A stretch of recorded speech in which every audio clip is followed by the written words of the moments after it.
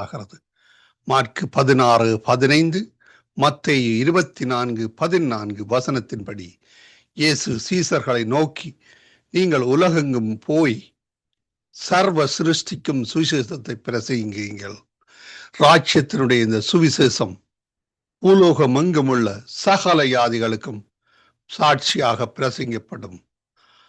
அப்பொழுது முடிவு வரும் என்ற வசனத்தின்படி ஆத்துமாக்களை பரலோகத்தில் சங்கமிக்கும் வானொலி சங்கமம் சங்கமம் சங்கமம்.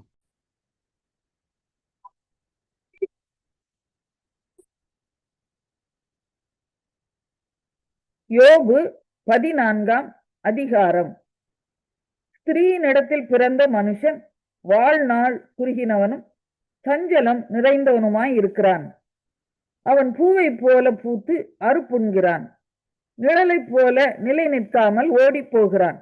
ஆகிலும் இப்படிப்பட்டவன் மேல் நீர் உம்முடைய கண்களை திறந்து வைத்து உம்முடைய நியாயத்துக்கு என்னை கொண்டு போவீரோ? அசுத்தமானதிலிருந்து சுத்தமானதை பிறப்பிக்கத்தக்கவன் உண்டோ? ஒருவனும் இல்லை.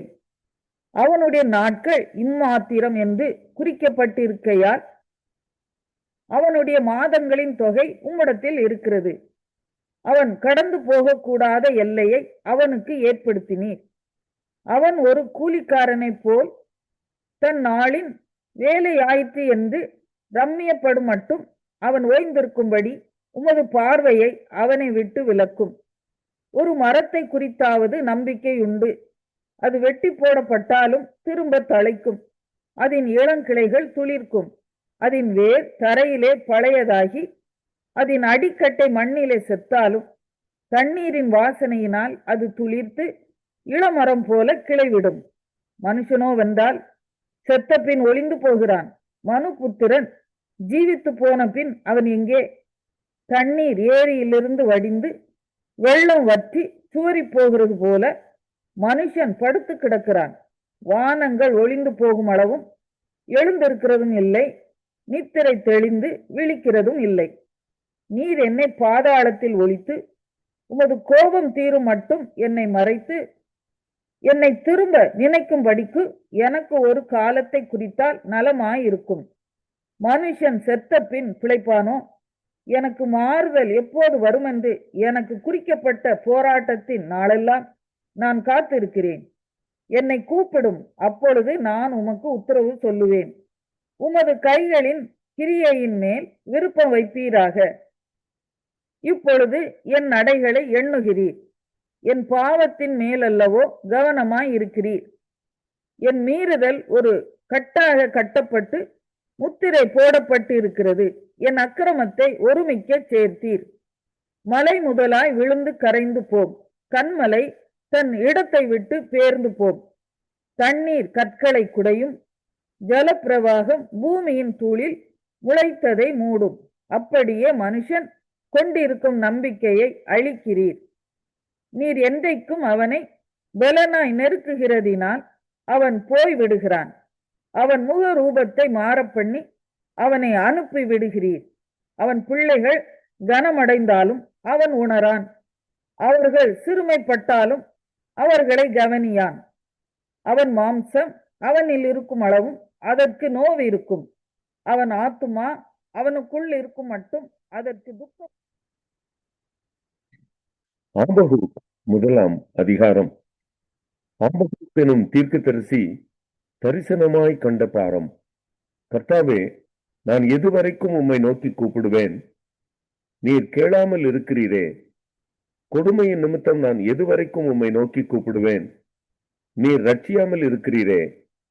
நீர் எனக்கு அக்கிரமத்தை காண்பித்து என் தீவினையை பார்க்க பண்ணுகிறது என்ன? கொள்ளையையும் கொடுமையும் எனக்கு எதிரே நிற்கிறது. வழக்கையும் வாதையையும் எழுப்புகிறவர்களும் உண்டு. ஆகையால் நியாயப்பிரமாணம் பலனற்றதாகி நியாயம் ஒருபோதும் செல்லாமற் போகிறது. துன்மார்க்கன் நீதிமானை வளைந்து கொள்ளுகிறான். ஆதலால் நியாயம் புரட்டப்படுகிறது. நீங்கள் புறஜாதிகளை நோக்கி பார்த்து ஆச்சரியப்பட்டு பிரமியுங்கள். விவரிக்கப்பட்டாலும் நீங்கள் விசுவாசியாத ஒரு கிரியையை உங்கள் நாட்களில் நடப்பிப்பேன். இதோ, நான் கல்தேயர் என்னும் கொடிதும் வேகமுமான ஜாதியாரை எழுப்புவேன். அவர்கள் தங்களுடையதல்லாத வாசஸ்தலங்களை கட்டிக்கொள்ள தேசத்தின் விசாலங்களில் நடந்து வருவார்கள். அவர்கள் கெடியும் பயங்கரமுமானவர்கள். அவர்களுடைய நியாயமும் அவர்களுடைய மேன்மையும் அவர்களாலேயே உண்டாகும். அவர்களுடைய குதிரைகள் சிவிங்கிகளிலும் வேகமும் சாயங்காலத்தில் தெரிகிற ஓநாய்களிலும் தீவிரமுமாயிருக்கும். அவர்களுடைய குதிரை வீரர் பரவுவார்கள். அவர்களுடைய குதிரை வீரர் தூரத்திலிருந்து வருவார்கள். இறைக்கு தீவிரிக்கிற கழுகுகளைப் போல பறந்து வருவார்கள். அவர்கள் எல்லாரும் கொடுமை செய்ய வருவார்கள். அவர்களுடைய முகங்கள் சுவரச் செய்யும் கீழ்காற்றை போலிருக்கும். அவர்கள் மணலத்தனை ஜனங்களை சிறைப்பிடித்து சேர்ப்பார்கள். அவர்கள் ராஜாக்களை ஆகடியம் பண்ணுவார்கள். அதிபதிகள் அவர்களுக்கு பரியாசமாயிருப்பார்கள். அவர்கள் அரண்களை எல்லாம் பார்த்து நகைத்து மண்மேடுகளை குவித்து அவைகளை பிடிப்பார்கள். அப்பொழுது அவனுடைய மனம் மாற அவன் தன் பலன் தன் தேவனாலே உண்டானது என்று சொல்லி மிஞ்சி போய் குற்றவாளியாவான். கர்த்தாவே, நீ பூர்வ காலம் முதல் என் தேவனும் என் பரிசுத்தருமானவர் அல்லவா? நாங்கள் சாவதில்லை. கர்த்தாவே, நியாய தீர்ப்பு செய்ய அவனை வைத்தீர். கண்மலையே, தண்டனை செய்ய அவனை நியமித்தீர். தீமையை பார்க்க மாட்டாத சுத்த கண்ணனே, அநியாயத்தை நோக்கி கொண்டிருக்க மாட்டீரே. பின்னை துரோகிகளை நீர் நோக்கி கொண்டிருக்கிறது என்ன? துன்மார்க்கன் தன்னை பார்க்கிலும் நீதிமானை விழுங்கும் போது நீர் மௌனமாய் இருக்கிறது என்ன? மனுஷரை சமுத்திரத்து மச்சங்களுக்கும் அதிகாரி இல்லாத ஊர்வனவற்றிற்கும் சமானமாக்குகிறது என்ன? அவர்கள் எல்லாரையும் தூண்டினால் இழுத்துக் கொள்ளுகிறான். அவர்களை தன் வலையினால் பிடித்து தன் பரியிலே சேர்த்துக் கொள்ளுகிறான். அதனால் சந்தோஷப்பட்டு களி கூறுகிறான். ஆகையால் அவைகளினால் தன் பங்கு கொழுப்புள்ளதும் தன் போஜனம் ருசிகரம் உள்ளதும் ஆயிற்று என்று சொல்லி அவன் தன் வலைக்கு பலியிட்டு தன் பரிக்கு தூபம் காட்டுகிறான். இதற்காக அவன் தன் வலையை இழுத்து அதில் உள்ளவைகளை கொட்டி கொண்டிருந்து இரக்கமில்லாமல் ஜாதிகளை. 1 பேதுரு 2ஆம் அதிகாரம்.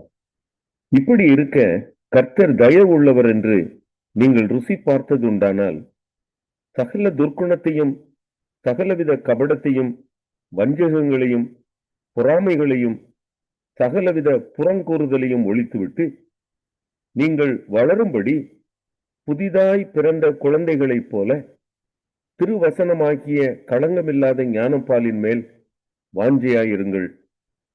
மனுஷரால் தள்ளப்பட்டதாயினும் தேவனால் தெரிந்து கொள்ளப்பட்டதும் விலையேற பெற்றதுமாயிருக்கிற ஜீவனுள்ள கல்லாகிய அவரிடத்தில் சேர்ந்தவர்களாகிய நீங்களும் ஜீவனுள்ள கற்களைப் போல ஆவிக்கேற்ற மாளிகையாகவும் இயேசு கிறிஸ்து மூலமாய் தேவனுக்கு பிரியமான ஆவிக்கேற்ற பலிகளை செலுத்தும்படிக்கு பரிசுத்த ஆசாரிய கூட்டமாகவும் கட்டப்பட்டு வருகிறீர்கள்.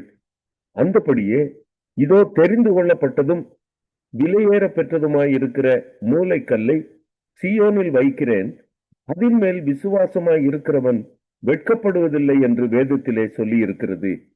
ஆகையால் விசுவாசிக்கிற உங்களுக்கு அது விலையேற பெற்றது. கீழ்ப்படியாமல் இருக்கிறவர்களுக்கோ வீட்டை கட்டுகிறவர்களால் தள்ளப்பட்ட பிரதான மூலைக்கல்லாகிய அந்த கல் இடறுதற்கேதுவான கல்லும் விழுதற்கேதுவான கண்மலையுமாயிற்று. அவர்கள் திருவசனத்திற்கு கீழ்ப்படியாதவர்களாயிருந்து இடறுகிறார்கள், அதற்கென்றே நியமிக்கப்பட்டவர்களாயும் இருக்கிறார்கள். நீங்களோ உங்களை அந்தகாரத்தினின்று தம்முடைய ஆச்சரியமான ஒளியினிடத்திற்கு வரவழைத்தவருடைய புண்ணியங்களை அறிவிக்கும்படிக்கு தெரிந்து கொள்ளப்பட்ட சந்ததியாயும் ராஜரீகமான ஆசாரிய கூட்டமாயும் பரிசுத்த ஜாதியாயும் அவருக்கு சொந்தமான ஜனமாயும் இருக்கிறீர்கள். முன்னே நீங்கள் தேவனுடைய ஜனங்களாய் இருக்கவில்லை, இப்பொழுதோ அவருடைய ஜனங்களாய் இருக்கிறீர்கள். முன்னே நீங்கள் இரக்கம் பெறாதவர்களாய் இருந்தீர்கள், இப்பொழுதோ இரக்கம் பெற்றவர்களாய் இருக்கிறீர்கள். பிரியமானவர்களே, அந்நியர்களும் பரதேசிகளுமாய் இருக்கிற நீங்கள் ஆத்துமாவுக்கு விரோதமாய் போர் செய்கிற மாம்ச இச்சைகளை விட்டு விலகி, புறஜாதிகள் உங்களை அக்கிரமக்காரர் என்று விரோதமாய் பேசும் விஷயத்தில் அவர்கள் உங்கள் நற்கிரியைகளை கண்டு அவற்றின் நிமித்தம் சந்திப்பின் நாளிலே தேவனை மகிமைப்படுத்தும்படி நீங்கள் அவர்களுக்குள்ளே நல் நடக்கை உள்ளவர்களாய் நடந்து கொள்ளுங்கள் என்று உங்களுக்கு புத்தி சொல்லுகிறேன். நீங்கள் மனுஷருடைய கட்டளைகள் யாவற்றிற்கும் கர்த்தர் நிமித்தம் கீழ்ப்படியுங்கள். மேலான அதிகாரமுள்ள ராஜாவுக்கானாலும் சரி, தீமை செய்கிறவர்களுக்கு ஆக்கினையும் நன்மை செய்கிறவர்களுக்கு புகழ்ச்சியும் உண்டாகும்படி அவனால் அனுப்பப்பட்ட அதிகாரிகளுக்கானாலும் சரி கீழ்ப்படியுங்கள். நீங்கள் நன்மை செய்கிறதினாலே புத்தியீன மனுஷருடைய அறியாமையை அடக்குவது தேவனுடைய சித்தமாயிருக்கிறது. சுயாதீனம் உள்ளவர்களாயிருந்தும் உங்கள் சுயாதீனத்தை துர்க்குணத்திற்கு மூடலாக கொண்டிராமல் தேவனுக்கு அடிமைகளாயிருங்கள். எல்லாரையும் கனம் பண்ணுங்கள். சகோதரரிடத்தில் அன்பு கூறுங்கள். தேவனுக்கு பயந்திருங்கள். ராஜாவை கனம் பண்ணுங்கள். வேலைக்காரரே, அதிக பயத்துடனே உங்கள் எஜமான்களுக்கு கீழ்ப்படிந்திருங்கள். நல்லவர்களுக்கும் சாந்த குணமுள்ளவர்களுக்கும் மாத்திரமல்ல, முரட்டு குணமுள்ளவர்களுக்கும் கீழ்ப்படிந்திருங்கள். ஏனெனில் தேவன் மேல் பற்றுதலாய் இருக்கிற மனசாட்சியின் நிமித்தம் ஒருவன் அநியாயமாய் பாடுபட்டு உபத்திரவங்களை பொறுமையாய் சகித்தால் அதுவே பிரீதியாயிருக்கும். நீங்கள் குற்றம் செய்து அடிக்கப்படும் போது பொறுமையோடு சகித்தால் அதனால் என்ன கீர்த்தி உண்டு? நீங்கள் நன்மை செய்து பாடுபடும் போது பொறுமையோடே சகித்தால் அதுவே தேவனுக்கு முன்பாக பிரீதியாயிருக்கும். இதற்காக நீங்கள் அழைக்கப்பட்டும் இருக்கிறீர்கள். ஏனெனில் கிறிஸ்துவும் உங்களுக்காக பாடுபட்டு நீங்கள் தம்முடைய அடிசுவடுகளை தொடர்ந்து வரும்படி உங்களுக்கு மாதிரியை பின்வைத்து போனார். அவர் பாவம் செய்யவில்லை. அவருடைய வாயிலே வஞ்சனை காணப்படவும் இல்லை. அவர் வையப்படும் போது பதில் வையாமலும் பாடுபடும் போது பயன்படுத்தாமலும் நியாயமாய் தீர்ப்பு செய்கிறவருக்கு தம்மை ஒப்புவித்தார். நாம் பாவங்களுக்கு செத்து நீதிக்கு பிழைத்திருக்கும்படிக்கு அவர் தாமே தமது சரீரத்திலே நம்முடைய பாவங்களை சிலுவையின் மேல் சுமந்தார். அவருடைய தழும்புகளால் குணமானீர்கள். சிதறுண்ட ஆடுகளைப் போலிருந்தீர்கள். இப்பொழுதோ உங்கள் ஆத்துமாக்களுக்கு மெய்ப்பெரும் கண்காணியுமானவரிடத்தில் திருப்பப்பட்டிருக்கிறீர்கள். கிறிஸ்துவின் இனிய நாமத்தில் இந்த நாளிலும் ஒரு புதிய வாக்குத்தத்தத்தோடு இந்த நாளிலும் உங்களை நான் சந்திப்பதில் மிக்க மகிழ்ச்சி அடைகிறேன். இன்றைய நாளிலும் 11ஆம் தேதி டிசம்பர் மாதம் 2025ஆம் ஆண்டு வியாழக்கிழமை. இந்த நாளிலும் வேத தியானத்திற்கு எடுத்துக்கொண்ட பகுதி சங்கீதம் 37வது அதிகாரம் 6வது வசனம். ஆண்டோடைய வார்த்தை சொல்லுகிறது, உன் நீதியை வெளிச்சத்தை போலவும் உன் நியாயத்தை பட்டப்பகல போலவும் விளங்க பண்ணுவார் என்று சொல்லி இந்த நாட்களிலே சொல்லப்படுகிறதை பார்க்கிறோம். அருமையான கர்த்தருடைய பிள்ளைகள், தேவன் நம்முடைய நீதியை வெளிச்சத்தை போலவும் நம்முடைய நியாயத்தை பட்டப்பகல போலவும் விளங்க பண்ண வேண்டுமா இருந்தால் கர்த்தருடைய வார்த்தை சொல்லுகிறது அடுத்த வசனத்திலே, கர்த்தரை நோக்கி இந்த நாட்களிலே அமர்ந்து அவருக்கு காத்திருக்க வேண்டும் என்று சொல்லி இந்த நாட்களிலே சொல்லப்படுகிறதை பார்க்கிறோம். அருமையான அன்பு பிள்ளைகளே, தேவனை நோக்கி நாங்கள் அமர்ந்திருந்து அவர் எதை சொல்லுகிறார், எதை செய்ய போகிறார் என்று சொல்லி இந்த நாட்களில் நாங்கள் பார்த்து கொண்டிருப்போமா இருந்தால் கர்த்தர் நம்முடைய நீதியை வெளிச்சத்தை போலவும் நம்முடைய நியாயத்தை பட்டப்பால போலவும் இந்த நாட்களை விளங்க பண்ணுவார் என்று சொல்லி இந்த நாட்களில் சொல்லப்படுகிறதை இங்கே பார்க்கிறோம். இன்றைக்கு இந்த வார்த்தைகளை கேட்டுக்கொண்டிருக்கிற அன்பு சகோதரனே சகோதரியே, உன்னுடைய வாழ்க்கையிலே இன்றைக்கு நீதி கிடைக்காமல் இந்த நாட்களை நீ ஓடி திரிகிறாயா? எனக்கு யார் நீதியை செய்வார்கள்? என்னுடைய நியாயத்தை இந்த நாட்களை புரட்டுகிறார்களே, என்னுடைய நியாயத்திற்கு ஒரு பதிலும் இல்லையே என்று சொல்லி இந்த நாட்களே கவலையோடு இந்த வார்த்தைக்காக காத்திருக்கிற அன்பு உள்ளங்களை ஆண்டவர் இந்த நாட்களில் சொல்லுகிற காரியம் என்னவென்றால், நீ என்னை நோக்கி என்னுடைய பாதத்தண்டையிலே அமர்ந்திருந்து காத்திரு. இந்த நாட்களிலே நான் இந்த நாட்களிலே உன்னுடைய நீதியை இந்த நாட்களிலே வெளிச்சத்தை போலவும் உன்னுடைய நியாயத்தை பட்டப்பகல போலவும் இந்த நாட்களிலே மாற்றுவேன் என்று சொல்லி ஒரு உறுதியான வார்த்தை இந்த நாட்களிலே அங்கே சொல்லுகிறதை பார்க்கிறோம். அருமையான கர்த்தருடைய பிள்ளைகளே, இந்த வேத பகுதியிலே சற்று வாசிப்பிலான வேதம் சொல்லுகிறது, தேவனிடத்திலே நாங்கள் நம்முடைய வழிகளை இந்த நாட்களே அவருக்குள்ளே இந்த நாட்களை ஒப்பு கொடுக்க வேண்டும். இரண்டாவதாக அவர் மேலே இந்த நாட்களிலே நம்பிக்கை வைக்க வேண்டும். இப்படியான காரியங்களை இந்த நாட்களை நாங்கள் செய்கிற வேளையிலே தான் தேவன் நம்முடைய காரியங்களை இந்த நாட்களை வாய்க்க பண்ணுகிறது மட்டுமல்ல, நம்முடைய நீதியை வெளிச்சத்தை போலவும் நம்முடைய நியாயத்தை பட்டப்போல போலவும் இந்த நாட்களை விளங்க பண்ணுகிற தேவனாய் இந்த நாட்களை இருக்கிறதை பார்க்கிறோம். அருமையான அன்பு பிள்ளைகளை, இன்றைக்கு நாங்கள் நம்முடைய சில வாழ்க்கையிலே நடக்கிற சில சம்பவங்களின் நிமித்தம் நாங்களே இந்த நாட்களிலே நீதியை செய்யும்படியாக நாங்களே இந்த நாட்களில் அந்த காரியங்களை நம்முடைய கரத்திலே இந்த நாட்களை எடுத்துக்கொள்ளுகிறோம். அது தவறான காரியம் என்பதைத்தான் இன்றைக்கு இந்த வேதம் நமக்கு தெளிவாக திட்டவட்டமாக சொல்லுகிறது. ஏனென்றால் இன்றைக்கு நீதி செய்கிறவர் ஒருவர் என்றால் இந்த நாட்களிலே கர்த்தர் என்பதை முதலாவதாக அறிந்திருக்க வேண்டும். ஏனென்றால் அவருக்கு நீதியின் ராஜா என்று சொல்லி இந்த நாட்களில் சொல்லப்பட்டு ஒரு நாமம் கொடுக்கப்பட்டிருக்கிறது மட்டுமல்ல, அவருடைய சிங்காசனத்தை சுற்றிய இந்த நாட்களில் நீதி இருக்கிறதை அங்கே காணக்கூடியதாக இருக்கிறது. அருமையான கர்த்தருடைய பிள்ளைகளே, அப்படியானால் அந்த ராஜா நீதியை செய்ய வேண்டுமா இருந்தால் நாங்கள் நம்முடைய வழிகளை கர்த்தருக்கு முதலாவது இந்த நாட்களை ஒப்பு கொடுக்க வேண்டும். நாங்கள் தவறான வழியிலே இந்த நாட்களிலே நடந்து கொண்டு எனக்கு நீதி கிடைக்க வேண்டும் என்று சொல்லி இந்த நாட்களிலே நாங்கள் இந்த நாட்களை வழக்காடுவோமா இருந்தால் கர்த்தர் அதை பார்த்து நகைப்பார். அதனாலே அருமையான பிள்ளைகளே, இந்த நாளிலும் பாருங்கள், நாங்கள் நமக்கு நீதி கிடைக்க வேண்டுமா இருந்தால் நாங்கள் முதலாவது நாட்களிலே நீதி உள்ளவர்களாய் இந்த நாட்களிலே இருக்க வேண்டும். தேவனிடத்திலே நம்முடைய வழிகளை ஒப்பு கொடுக்க வேண்டும். நம்பிக்கை அவர் மேலே இந்த நாட்களிலே அங்கே இந்த நாட்களிலே வைக்க வேண்டும்.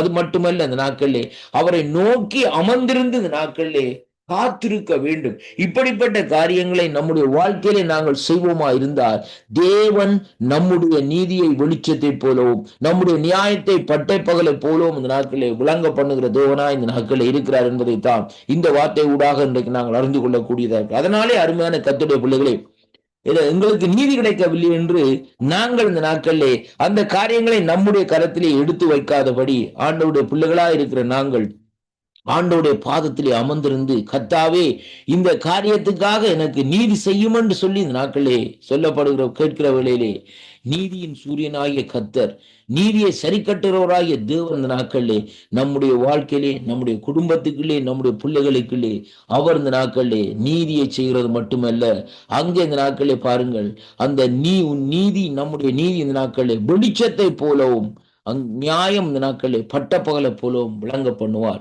இந்த வாக்குத்தத்தங்களை நீங்கள் விசுவாசிப்பீர்களா இருந்தால் அவருடைய பாதத்திலே அமர்ந்திருந்து இந்த நாட்களிலே காரியம் வாய்க்க பண்ணும்படியாக ஆண்டவரிடத்திலே கேளுங்கள். கர்த்தர் உங்களை நிறைவாக ஆசீர்வதிப்பாராக. கர்த்தருடைய பிள்ளைகளே, வாக்குத்தத்தங்கள் எல்லாம் ஜீவனுள்ள வார்த்தைகளாக இருக்கிறபடினால் வார்த்தைகளை விசுவாசியுங்கள். ஆண்டவருடைய பாதத்தண்டையில் அமர்ந்திருங்கள். கர்த்தர் உன்னுடைய வாழ்க்கையிலே உனக்கு நீதியை செய்து உன்னை இந்த நாட்களிலே வெளிச்சத்திலே இந்த நாட்களிலே கொண்டு வருவார். அவர்தான் கர்த்தர் என்பதை உணர்ந்து கொள்வீர்கள். கர்த்தர் தாமே உங்களை நிறைவாக ஆசீர்வதிப்பாராக. ஆமேன், ஆமேன்.